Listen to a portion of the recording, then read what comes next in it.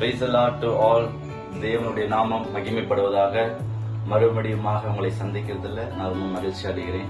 இந்த நாளில் கூட நான் ஒருத்தரை பத்தி நான் சொல்றேன். இவர் எனக்கு ரொம்ப பிடிச்ச ஒருத்தர் வேதாகமத்துல. யாருன்னா அவர் அப்போஸ்தலன் ஆகிய பவுல். இவரை பத்தி நிறைய சிறப்பம்சங்கள் இருக்கு. அதில் நான் ஒரு 3 சொல்றேன். இவர் வேதாகமத்துல அதிக நிருபங்கள் எழுதிய ஒரு அப்போஸ்தலர். ஆண்டுடைய சீஷர்கள் கூட அவ்வளவு நிருபங்கள் எழுதல, இவர் எழுதினார்.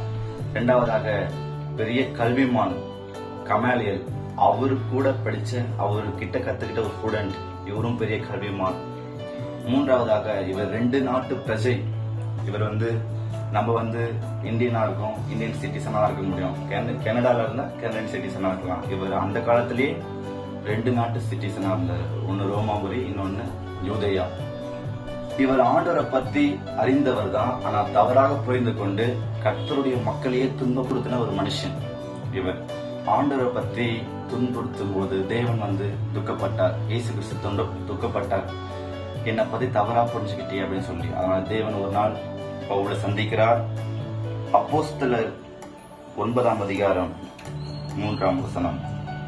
பவுல் பிரயாணமாய் போய் தமஸ்குவுக்கு சமீபித்த போது சடீரிலே வானத்திலிருந்து ஒரு ஒளி அவனுக்கு எதிராக பிரகாசித்தது. அவன் தரையிலே விழுந்தான். அப்போது சவுளே சவுளே, நீ ஏன் என்னை துன்பப்படுத்துகிறாய் என்று தன்னுடனே சொல்லிக் கொள்ளுகிற ஒரு சத்தத்தை கேட்டான். அல்லேலூயா. இந்த நாளும் கூட தேவன் உங்களை பார்த்து சொல்றார், ஏன் என்னை துன்பப்படுத்துகிறாய் அப்படின்னு சொல்லி. நம்ம அநேக காரியங்களை தேவனை துன்பப்படுத்துறோம். தேவனை தேடாம இருந்தாலே அவருக்கு துக்கம் தான். பாவம் செய்தால் அவருக்கு துக்கம். பாத்தீங்களா? அதற்கு அவன், ஆண்டவரே நீ யார் என்று கேட்டான். அதற்கு கர்த்தர், நீ துன்பப்படுத்துகிற இயேசு நானே. முள்ளிலே உதைக்கிறது உனக்கு கடினமாகும் என்றார். அல்லேலூயா.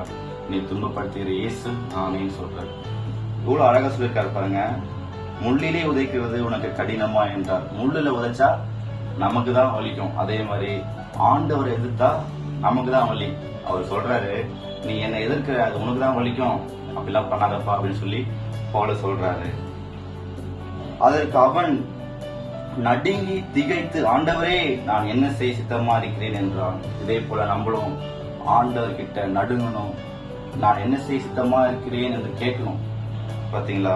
அதற்கு கர்த்தர், நீ எழுந்து பட்டணத்துக்குள்ளே போ, நீ செய்ய வேண்டியது அங்கே உனக்கு சொல்லப்படும். ஹல்லேலூயா. நம்மளும் நிறைய காரியத்துல அடுத்தது என்ன செய்ய போறேன் அப்படின்னு சொல்லி கலங்கி இருக்கலாம், தவித்து கொண்டிருக்கலாம். அந்த நேரத்துல நீங்க ஆண்டவர்கிட்ட தான் ஃபர்ஸ்ட் போய் கேட்கணும், ஆண்டவரே நான் என்ன செய்ய சித்தமா இருக்கிறேன் அப்படின்னு சொல்லி. அதுக்கப்புறம் தான் உங்க அப்பா, அம்மா, ஃப்ரெண்ட்ஸ் எல்லாமே. அவர் தான் உங்களுக்கு ஃபர்ஸ்ட் கவுன்சிலர். ஓகேவா? ஓகே. நம்ம அதே மாதிரி நம்ம பவுலை போல, சவுலை போல நம்ம வாழ்க்கையில நிறைய காரியங்கள் இருக்கிறோம். ஒவ்வொருவரும் ஏதாவது ஒரு காரியத்துல சவுலை போல இருக்கிறோம். இந்த காலத்துல, இந்த நேரத்துல நம்ம ஜெபிப்போம். ஒரு சிறிய ஜெபம், சவுலை போல இருந்த நான் பவுலை போல மாறணும் என்று ஜெபிக்கலாமா? ஜெபிப்போம். கர்த்தாவே உமக்கு ஸ்தோத்திரம் ஆண்டவரே, துதிக்கிறோம். ஹல்லேலூயா. இந்த ஆசீர்வதிக்கப்பட்டதான இந்த காலை வேலைக்காக உமக்கு நன்றி கர்த்தாவே. இந்த வீடியோவை பார்த்து கொண்டிருக்கிற யாரேனும் கர்த்தாவே சவுலை போல இருந்தால், இதயத்துல கோபம், கசப்பு, வெறுப்பு ஏதாவது இருந்தால் அவங்களை பவுலை போல மாற்றுகிறாங்க. வாழ்க்கையை மாற்றும் கர்த்தாவே. உடைய கர்த்தரை ஒப்பு கொடுக்கிறோம்.